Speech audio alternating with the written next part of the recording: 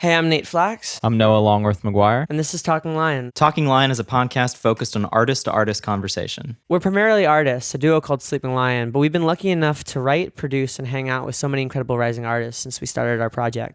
Whether it's at sessions or parties or over cups of coffee, we've talked with our creative friends about everything. Music, life, love, and all the subtle complexities that come with being in the middle of a journey. Talking Lion is about hitting record on these conversations and sharing them with you. There's no real structure, nothing really prepared, just friends talking about life and what it's been like and where it's going. We recorded this episode with our friend Robbie Wulfsohn from the band Ripe. We were first introduced to Robbie through our college friend and current drummer Jacob Herlick via Twitter. Following his intro, we immediately met up with Robbie and hit it off, sparking a long friendship. Some context for this interview. Ripe had put out a record titled Joy in the Wild Unknown in 2018, and they're a few weeks away from kicking off their fall tour. An incredible singer and showman, Robbie's introspective songwriting and exuberant energy as Ripe's frontman is a staple of their vibrant live shows and fervent following. So, without further ado, I'm Robbie from Ripe, and this is Talking Lion.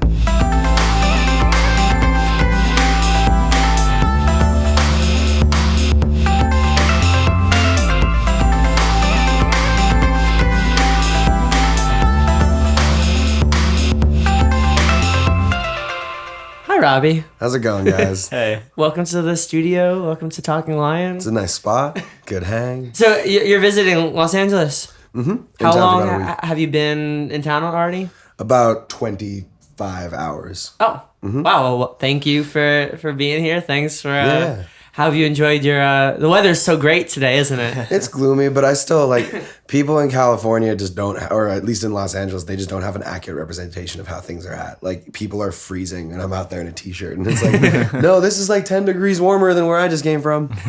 Well, yeah, I mean, we were all in Boston, for the bad winters. Yeah. But... Oof. I mean, it's raining. It's really, I mean, you could probably maybe even hear it, but it's raining real bad. I see some smoke off the clouds. I mean, not fire smoke, but fog. It is raining. It's raining fire. It is raining Honestly, fire in Los Angeles. The weather would be pretty terrible. If it started raining fire, I wouldn't be surprised. Yeah, I mean, it's the end times anyway. I would want an immediate explanation. I'm willing to suspend disbelief for a minute. Oh, okay, wait, what? I think global warming? No. Doesn't get more warm than that. Well, isn't acid rain, not obviously fire rain, but it's chemicals raining from the sky? I was recently, and this is somebody stoned on my couch, but I was told that it doesn't look that much different than normal rain, but if the rain is acidic, it just murders crops and destroys nature because it doesn't take much to screw up an ecosystem, Yeah. but it's not like skin burning acid. A horror movie. It's pH 5. But just imagine, at one point it just gets hit by lightning and it's just fire, rain. I don't know. Yeah. I don't know. I mean, like I said, if somebody who knew this stuff explained it to me within 5 to 10 minutes of it starting, it would be on the news. Yeah, I mean, I would need to see the news story of the fiery rain in LA, and if they don't know what it is, I'm gonna panic immediately. This isn't my explanation. I'm not saying that this is scientific. I'm just saying it would be objectively cool for it to rain fire. It would be also subjectively, as a person who has to live on this planet, terrifying. Yeah, I mean, I don't know if you'd be able, if it's happening within your field of vision, isn't it fucking up your everything? Homes are not prepped for fire rain. Yeah, no, if it's happening around you, you are absolutely fucked. Yeah, it'd be so awful.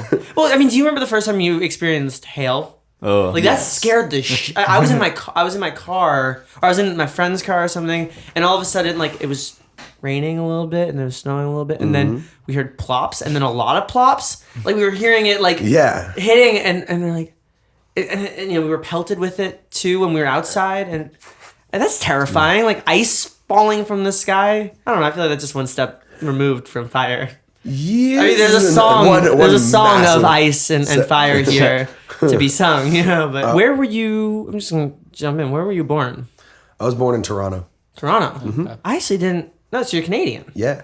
Oh, a foreigner. Yep. This show's about to get super dark. We're about to learn things about everyone at this table. I just found out that Noah has a really hard time with.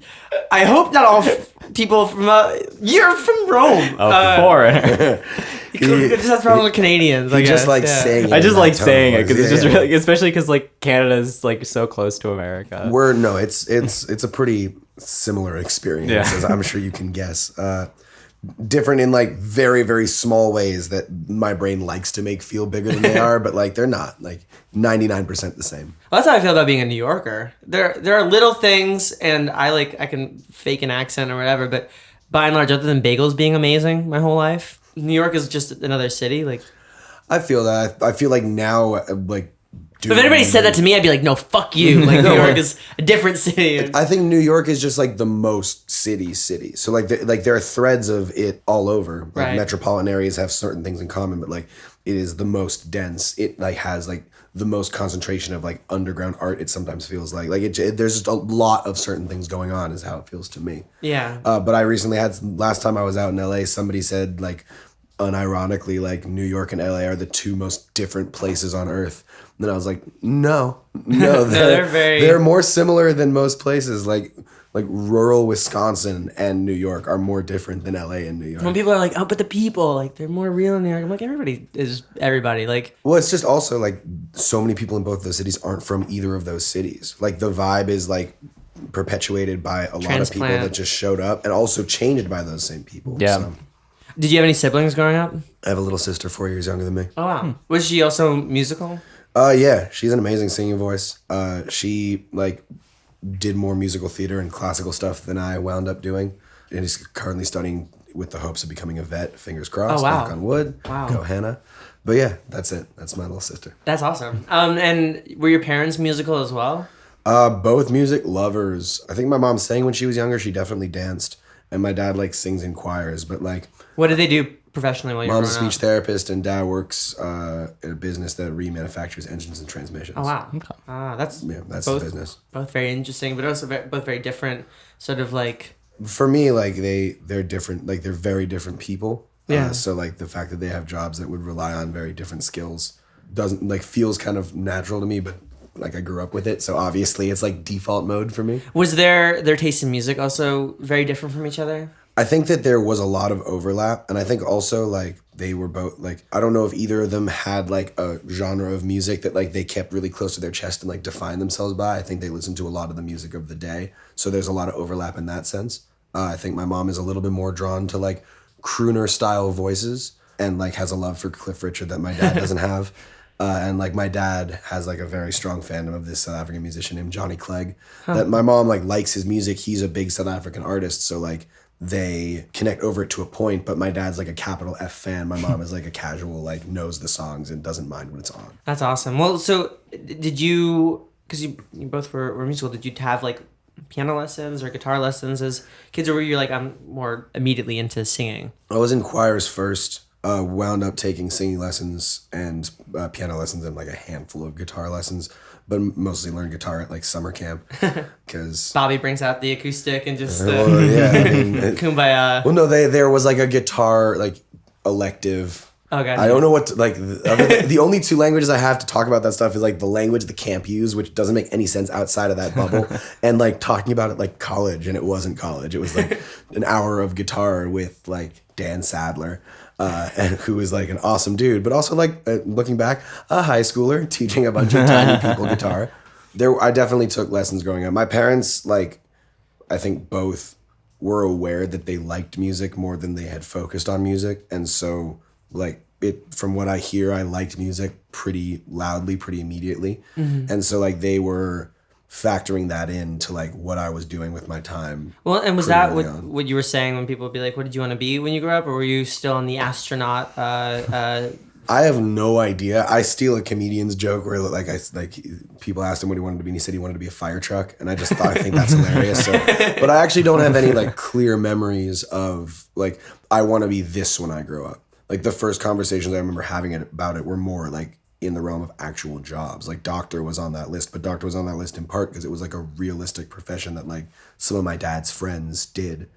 Like it wasn't like I want to be the president. I want to be. Like, right, I have no memories of being that young and having career aspirations. It was more like I want to be outside. Doctors were also really cool on TV. Like They always so cool. Have been like. I watched Dr. House. I'm like, yeah, I'm gonna do that. Like, Yeah, well, my friend was saying something to the effect of recently of like being able to like heal sickness is like it's just that's just a crazy thing. Like that's such an insane skill for some people to have and some people to not. Like it really is as special as like it kind of seems at first glance. Well, it's directly noble. Like I was at a show and I met a girl who like just raises money for charities, and like that's like directly noble. Whereas I feel like what we do is noble, like with a couple steps removed. Like I think music broadly does. Yeah, we also have the capacity to heal. Yeah, but it's a little but it's less like a couple, literal. yeah, a couple steps Couple steps removed. You know, removed. like as opposed to here are my hands and I'm suturing up a wound or something or other. But I think that is interesting though, like the sort of practicality of it. You know. Yeah, no, you just do a very, very amazing and important thing, but it's like just a job. Was there a class in school that you were like really great at outside of music? I like cut a lot of class in high school. I really liked English, but I really like classic douche. Like didn't like a lot of the way it was taught in school. Like just thought that some of the books that we were choosing like didn't need the amount of time we were spending on it. Thought that like the way that Shakespeare was taught was like super I liked English and I liked books and felt like classes were being taught like there was no chance in hell anyone was ever gonna like a book. Right. And I always found it very bizarre that people like taught Shakespeare as like in a very sort of serious, like erudite kind of way, whereas like a good chunk of Shakespeare is really funny. And, Yeah, like, Shakespeare was sexy. raunchy and like No, he was a pop star. Like his stuff was like, I think that an approach to Shakespeare that doesn't take into account that like part of the reason this stuff stuck around was because it was successful in its day too, apparently. Like why expect anyone to give a shit now? Like it's for me, there was a point where it feels like you grasp, like stuff survives a long time because people, every generation that they could have junked it, decided it was important.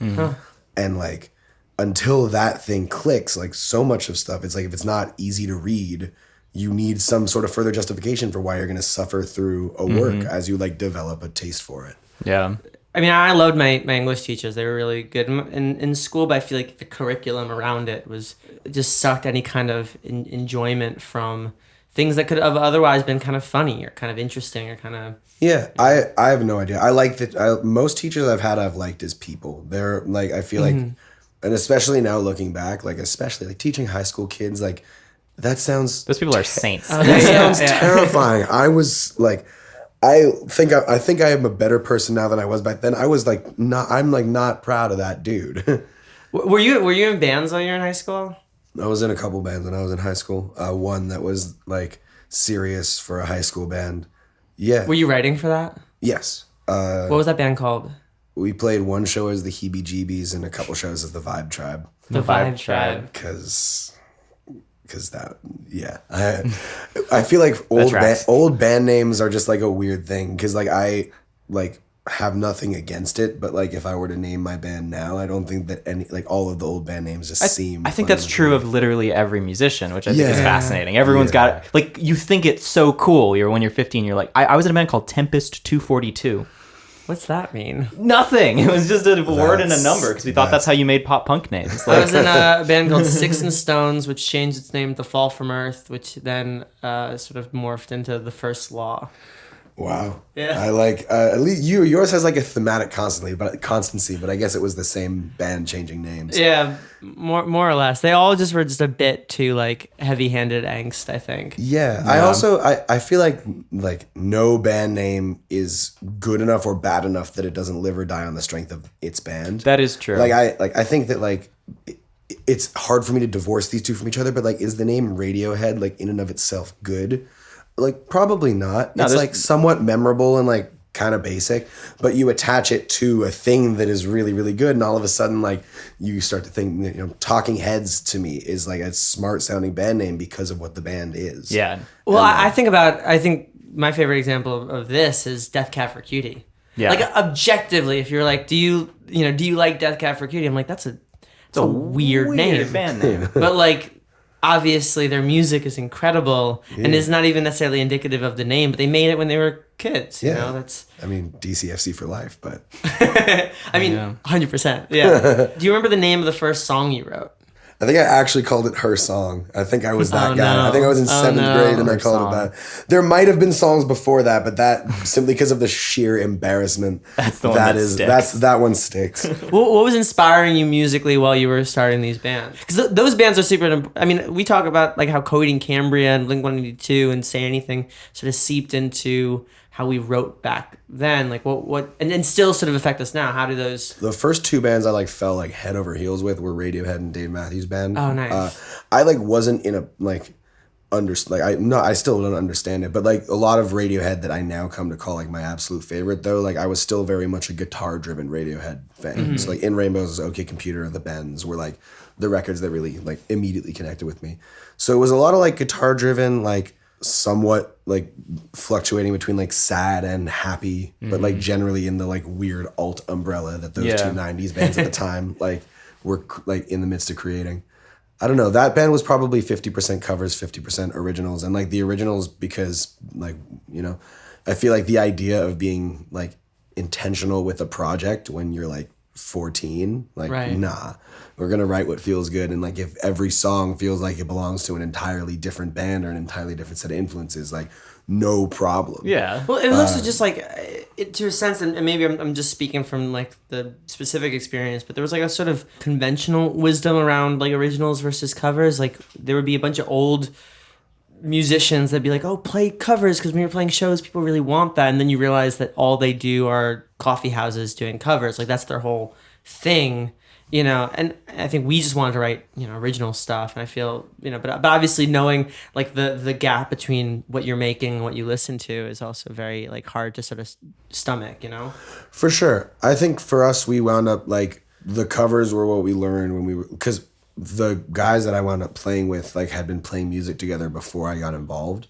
So like I showed up with being given like 5 songs to just like know that were other people's songs, just so that we could like have a practice and like start to get to know each other musically without needing to walk in and like create right off the bat. Right. And like, so I think that for me, like I agree, like there were definitely musicians when I was younger that were like looking back, they were like gig musicians in like the wedding circuit or like the bar mitzvah circuit.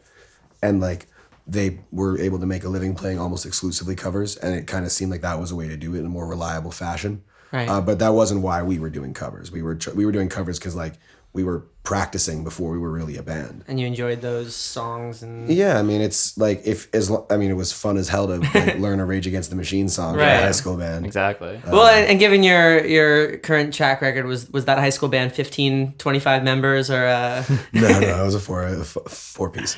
4-piece? I still played guitar in that band. So then, what year did you go to Berkeley? Started in 2011. And was that when you first moved outside of Canada? Yeah. Cool. So 2011. What did you study while you were there? Did MP&E for a minute, then wound up doing pro music with like split between like a bunch of ensembles, some songwriting stuff, and that MP&E stuff that I'd taken. Nice. And how did you meet the people that would wind up becoming the band? Partying. Party. Like the first few weeks of school, Samson and Tori, who one of the guitarists and the drummer in Ripe, they like made the, in hindsight, intelligent decision to like get an apartment right away, like not deal with dorm living whatsoever. Intelligent decision. That plus the fact that they at the time wanted, like they had just left a band and they wanted to actually do like a Sly and Robbie style production duo. So they were like very actively like throwing parties. And Looking for people. I don't even know if it was specifically with that in mind. I think like all of those things were sort of in a pot in their heads. Like, you know, it would doing all of those things would serve all of those needs. I don't think it was necessarily like let's throw these parties to network. But if you're a freshman in college, you have this idea to do this production duo. You have a place that's not under the like thumb of Berklee College of Music. Yeah. And like it worked. And were you like coming to school aiming to be in a band? No. I didn't have any clear anything, but I knew that like one of the reasons that like my folks were like down with Berklee being where I spent time was because I like said that the way I was going to approach it was with like a stable career in mind as the goal.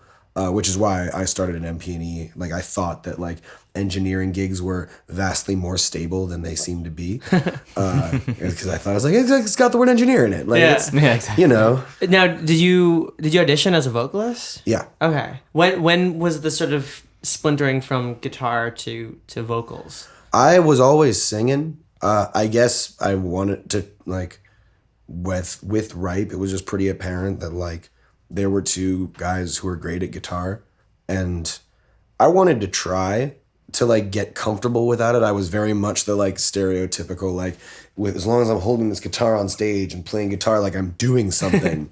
You know, my purpose is guaranteed, and like that feels like a weird like attachment to have. And so I was like, well, it would be weird for me to be third guitar. I like both of these guitarists, and like I kind of have this thought about trying to get better at this weird thing that like I'd like to figure out. That was kind of how it started. And then like once you start to feel like, for me at least, once I started to feel good in that space, the like feelings of goodness kind of snowballed into each other, and then it became a thing that I wanted to do just to do it.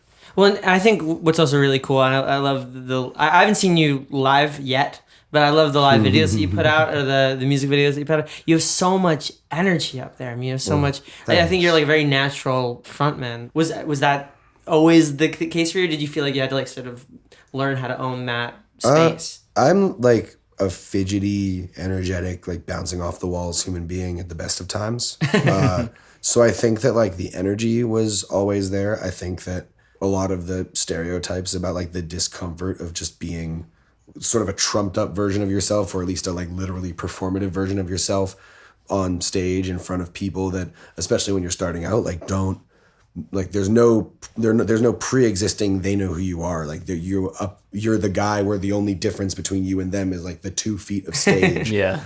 And like you kind of need to like justify that for however long you have on a set, and like getting over that, like getting in my head just took like blowing it and then blowing it again and then doing slightly better, and then like, you know, just being comfortable blowing it, because if you're comfortable blowing it, then you're also comfortable doing everything else, you know? Yeah, and I mean, this is where having 6 other bandmates on stage made it very good for me. It's like it's no matter what, like if you feel like you're playing on a team, then like you sing a swim together. Yeah, and also like, you know, if what I do it like feels weird to me, but like the band puts on a good show, that gives me the shot to do it again and like try and refine what the hell is going on in my brain and in my body.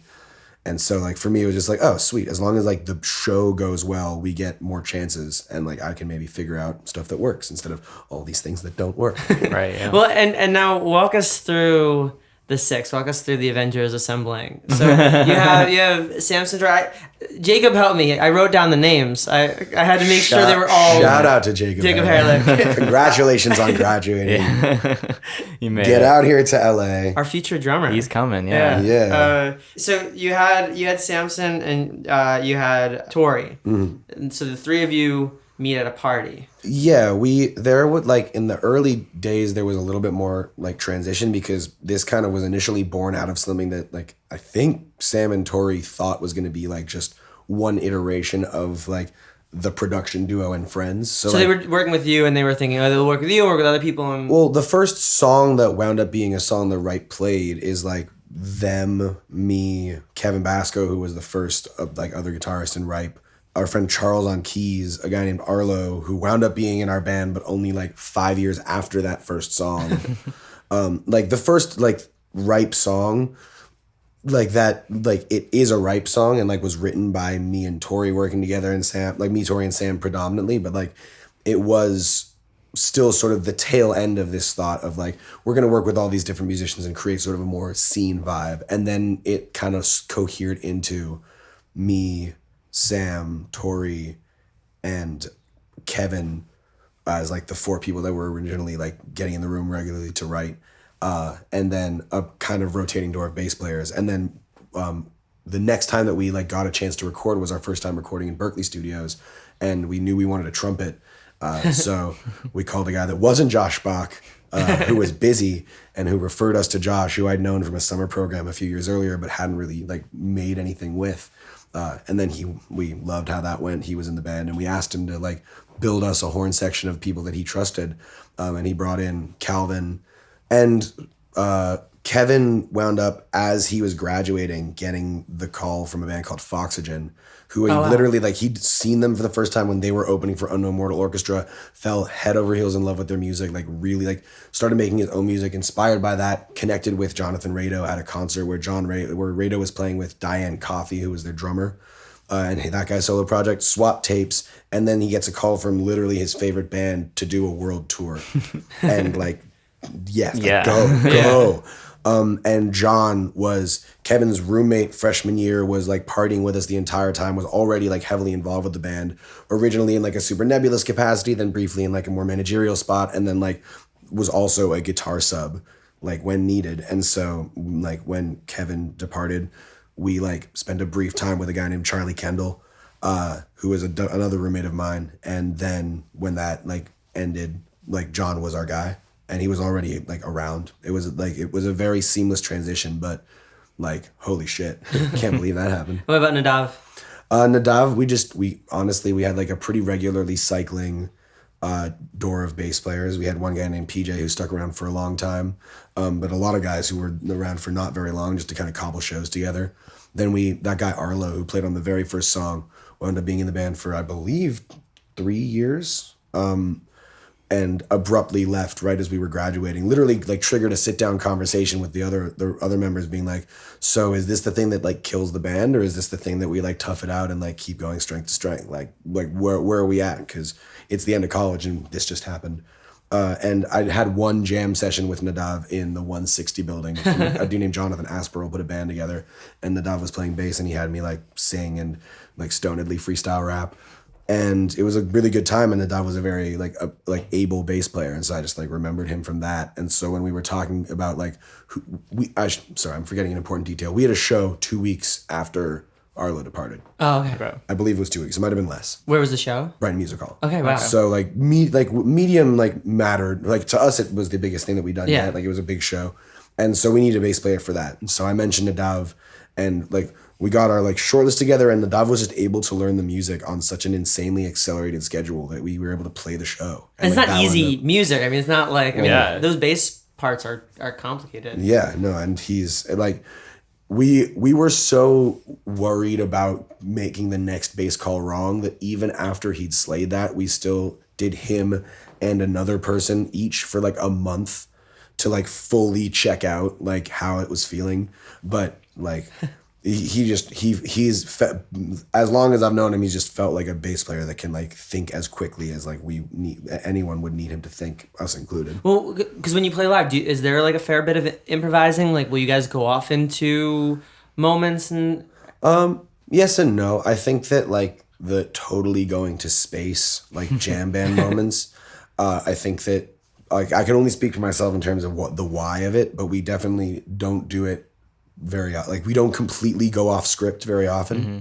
We do a lot of like bending within forms, but like for me, I don't yet know how to do that sort of pure improvisation and not have it become the entire be all and end all of the performance. Like for me, that makes me think of jam bands and jazz, and in both of those spheres, like the improvisation is why you're there. Right. Like you're not you're there for what the like freewheeling brain can do, and the like set forms of the song are almost like a scaffolding with which to do these crazy things and not much more. Which makes me think about Dave Matthews to a sense and like all that stuff. But at the same time, you know, you steal 16 bars and then it's 64 by the time that you all come back to earth. Yeah, and I think that for me, Dave Matthews like is kind of a middle ground. Like I think if like the reason why it feels like not quite that for me is because he'll just take one melodic motif and like just ride that for like an extended saxophone solo, rather than like completely going off harmonic script and like potentially just having like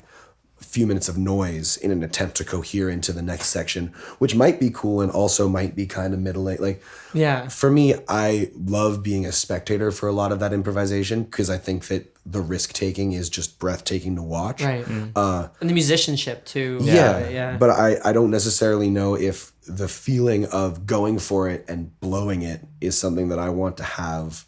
I guess like I would like to play a show that has some of those elements of danger while also minimizing moments that I've also had at shows centered around pure improvisation where I feel like the plot is lost or like the thing that is being gone for is just not really being achieved.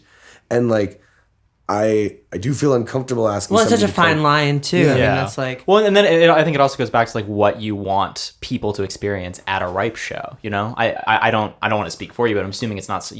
Intention is not to make them like feel like they're lost in space. Like it's a lot more like focused. Yeah, not right now. You know, we reserve the right to change our minds. No, of course. But no, I think that. if you have to fill 5 hours, Well, I think that it's the ability to like have that as a flavor. Yeah. Is really cool. But I think that like Fish shows, I think something is happening that is worth like seeing in like almost like a field research kind of way. Sociological, yeah. Like I happen to like some of their music and dislike some of it, but like I think that their shows are doing a thing that like other than other jam bands who are in many cases just feeding directly off of that like initial structure. Like I think that their shows are doing something really unique. But all the other shows that are my favorite are like it's not like only jam bands are the ones making me stoked. Like there's a lot of people playing like more rigid forms, or in some cases the same set every night, that like blow me the fuck away. Yeah. And I'd like to also reflect that in what we do. Definitely. Now, when you were doing when you started Ripe, did you immediately use that name, and what sort of iteration of that band, and also year did you first sort of debut the Ripe project, and what shows, like what venues around Boston were you playing when you first started playing live? Speaking just from having talked to you, but like I know that the live stuff was important to you. It still is our like of course home base. But there's a lot of, I mean, for us, like we didn't even want to play live when we started Sleeping Lion. Yeah. Wow. The only reason we played live was because somebody like found out who we were. Like we were sort of kept anonymously. They found out who we were, asked us to play a show, and we're like, well, they went through all the effort. Maybe we should, my friend's gonna be in town. Maybe he'd like to see us play live. Yeah. I know the first show we played was a Battle of the Bands in the cabaret downstairs in one of the Emerson College buildings. Oh wow.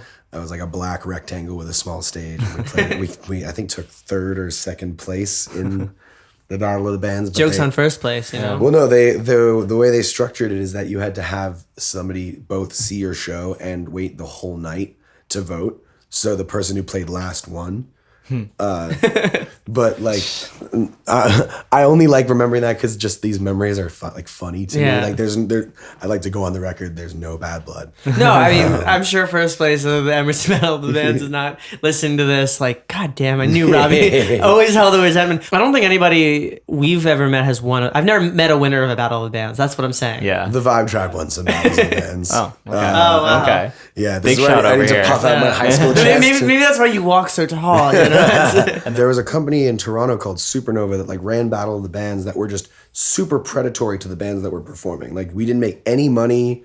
Like the prizes were like a couple of $100s worth of not even cash, like free studio time. Like they were just like stuff basically designed to take advantage of people that like didn't understand how to get started as a band, like high school students. And like so the Battles of the Bands that we won was for a company that like was trying to rob us blind. Well, I mean, we didn't have I guess companies. Most of the Battle of the Bands that we played were usually run by charity organizations. Okay. And at least in my hometown, and then I think we did a charity Battle of the Bands at Berkeley once. I did one in high school that was more similar to what you're talking about, where it was like a company and it felt a little sus. We did not get very far in it, but probably for the best. I hate asking this question on the show because we almost started the show to not ask this, not have anybody ask this question, but where did Ripe come from? Literally, we sat down and hashed out a name. There are conflicting stories about this, so I'm going to tell the one that I've been that I think everybody agrees on, which was that Sam and Tori said that they had this name as an option beforehand, but they also didn't think they were going to be in a band. The thing that I know is that their production duo was called Produce the Juice. And when we were deciding on band names, it was pointed out a band called Produce the Juice sounds like kind of a strange name for a band of musicians. And we're like, oh, okay, let's figure out a better name. And when Ripe was put out in the mix, everyone immediately gravitated towards it. It's funny that Produce the Juice is the first record you all put out. Yeah, so that was that the compromise? Was that? It wasn't even thought that. I think it was just when we were like figuring out what we wanted to do, how we wanted to contextualize like our first release, which was done in like the Emerson like college studios, because we won that battle of the bands. The next time we did it, Yeah, you do walk tall. That is, yeah. yeah, no, You're a rare breed. Yeah, this is my weird flex, but okay. No, but so like it felt like we were all really excited about it, but like we wanted to kind of shout out like the process to have gotten there, and so like Produce the Juice wound up feeling like a natural fit for that first release. Well, so this is 100% true. We became a duo because we couldn't deal with scheduling more than 2 people. Like we hated booking practice rooms. We hated booking practice rooms. Let's do electronic music. Because also booking practice rooms at Berkeley was like, I know that there are people who got really good at it, but in my head it felt like had to get up so early, bureaucratic. Like you had to wake up on the day, like line up at 7 a.m. And if you didn't, like it was just there was so much, and you had to sign out stuff. It stressed me out to no end, to the point where like Noah and I, we had 2 other people in whatever we were doing, and then we just started doing stuff, but just me and him, because he was down the hall from me. So I preface all this by saying, how the fuck did you have 7 people? and was that hard, just like figuring out all those schedules? And then even now, figuring out who does what? We're still figuring out our roles with each other. How do you work out 7 people, 7 different brains and feelings and all that, and schedules? With a lot of talking and sweating and crying and holding each other. I think that it's the time when things got like more serious. It coincided with literal conversations about this being everybody's first priority. Mm-hmm. So when things like once like touring and like as things got more like fully time consuming, we knew that we were coming from a place of this being everybody's number one priority.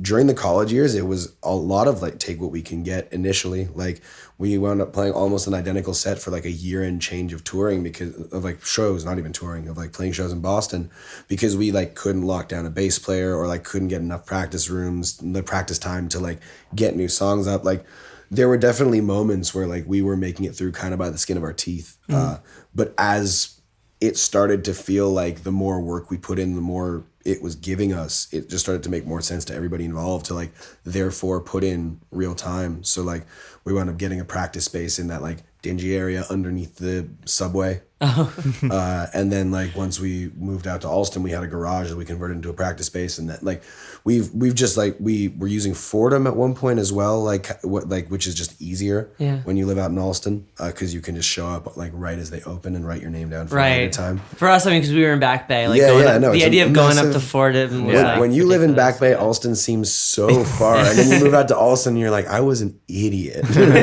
It is 5 subway stops.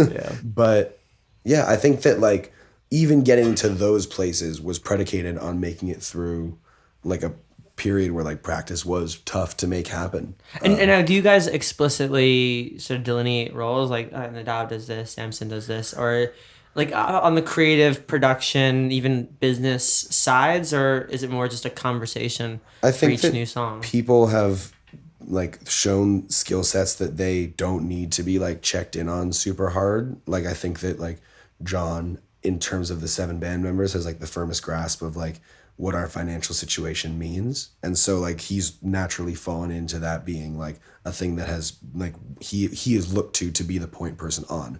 Josh like has very successfully run our Instagram, like with the vast majority of the work being from him, and so like that is a thing people are fine with, and he sort of naturally assumed that role. So I think that like we're trying to keep it based on what people like and are good at. I almost want you to go through the through the list. Like that's fascinating. Yeah, we've had to divide ourselves, and we likewise we fall like I do Instagram. Like we just sort of go into what we're comfortable. Yeah, there's definitely a gravity to just how people work. I think that the only time it ever warrants like a real conversation is if 2 people want to do the same thing, equal amounts, or if somebody that is sort of naturally fallen into a position does something that all of a sudden like raises an alarm for somebody else feeling how they're represented. Right. Like, because I think that I like the idea of there not being like of being able to look at something that is as sprawling as like 7 brains in constant motion from a bunch of different angles, like having different people being like the primary managers of individual things, to me gets kind of exciting. Because by looking at each different facet, you see like another glimpse of like the inner workings of the band itself. But that can also get kind of hairy, because if like for example, like I run the Twitter and like kind of run it as like a single person talking to an audience, and sometimes like need to be clear that like I'm not speaking for the band, or I am speaking for the band, because if I don't do that, then I might accidentally say something that like isn't representative of what 6 potentially other people think. We more or less agree on everything, but I'll sometimes check in if it's like a risky tweet or a little more political or whatever. Check in with Noah and Josh to make sure that like, okay, I know I'm speaking for myself, but also we're speaking in like a whole place. But I think also our justification is like, okay, if we're gonna be 2 people instead of one person, then let's do twice as much if we can, or like have that energy going. So it's cool that you sort of see that like 7 sort of arms of a octopus. That's not how 7 arms of an octopus. Yeah, that's not Where how. an octopus has been in one fight.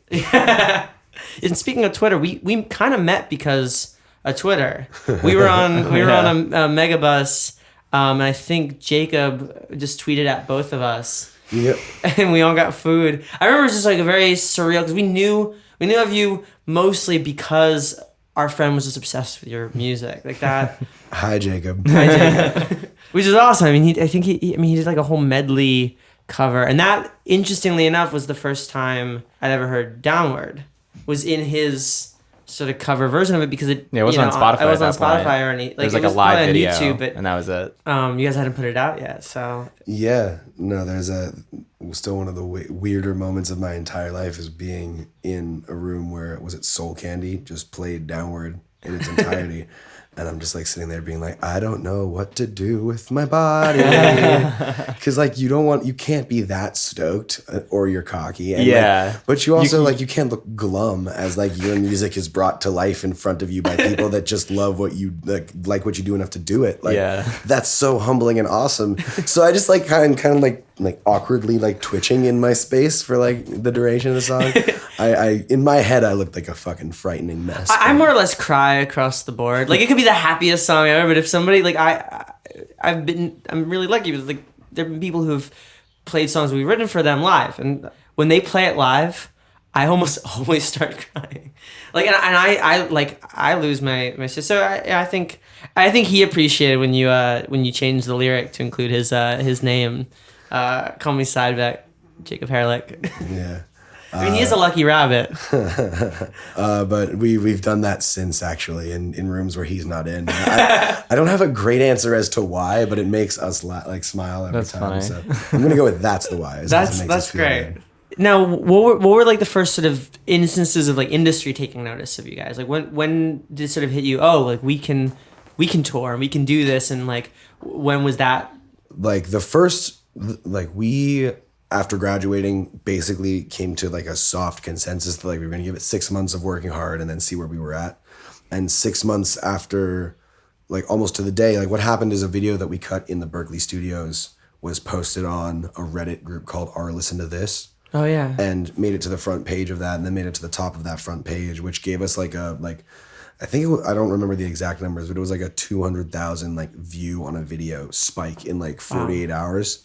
And I think that from there, Max, who was managing us at the time, connected with our manager, Jason. And so our agent was the first person to like come onto our team that like was sort of a like serious sign for us, and like a sense of validation that like what we were doing was at least like in some way connecting the way that we were hoping it would. That's amazing. I want to talk about Downward for a second, because that song is incredible. I mean, I when I first heard Jacob's cover, but also just, you know, and it's clear that song resonates with everybody. But I think what's really interesting too is that it is a pop song to a sense. Like there is something very, I hate using like the word like commercial, but there is something that just gets stuck in your head so beautifully about that song. When you were making it, like what were you going through? Both like creatively and also, you know, that inspired a song like that, you know? I like the inspiration, like I generally like to obscure exactly what songs are about because it's more fun for me to watch what they become. Right. For me, like that song, it was one of the headspaces it was written in was like after playing like a frat show, and I won't say which frat because they weren't bad to us. It was just where my head was at the time. But like it felt like a super weird like pull in both directions of like really being grateful to be able to play and to be able to do what we were doing and get some people responding super positively, and also being in a room full of people and feeling like there were a lot of people here that like I don't like right now in that moment. And like the feeling of being tugged in both directions of like, this is what I want to do. What I want to do is play this music for people who are receptive to my music in a way that lets me continue to make this music for my life. And also being in a room where doing that was like feeling kind of icky. So that's the extent to which I'm going to answer where I was at on that. But in terms of the like, well, did you expect that kind of response from that specific song? Because I mean, you guys have a lot of songs, but that song particularly like seems to have this life that it has. I suppose. I guess to me, like, I like the idea that a song can like gets like I think a song getting stuck in your head and being sung back at you. Like those things to me are part of what I love about what music can do. Like I think that literally the feeling of being in a room where the room is like singing along at top volume to something is like absolutely crazy to me in such a positive way. And like being able to tap into those feelings excites me. For me, it's more like what separates pop from non-pop is like with pop, the width of the accessibility is an ends, not a means, an end, not a means. Whereas I think with anything else, like if you're using like techniques of making things memorable to serve a different agenda, that just seems like affecting music to me, right, regardless of whether it scans as poppy or not. Our joke is that when people ask if we make pop, we're like, well, not until it's popular. You know, that is what it technically, you know, but. But I think that for me today, like making pop music is making music where like if it's not popular, it doesn't exist. Like it's not in the service of a different agenda. It's in the service of creating this communal moment. So if it fails to, it just isn't what it's intending to be. Right. Yeah.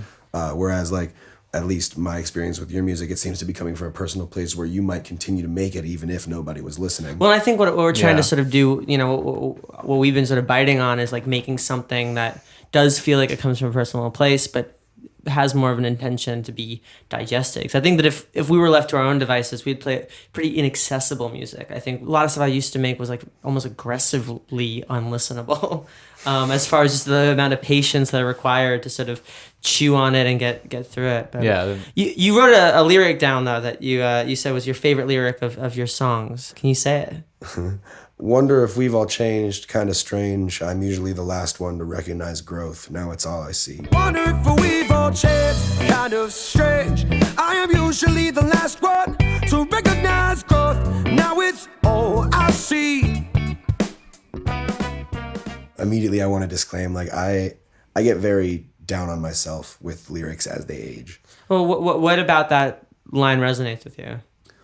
I guess for me, it is one line that evokes like a very specific memory for me of like catching up with somebody that I wasn't even very close with in high school, but who like we'd reconnected in the aftermath, and like we caught up over coffee, and I just like, it was a wonderful interaction, but it also just got me in a very bittersweet headspace about Toronto and about like the idea of like a home you voluntarily leave and then continue to say that you miss.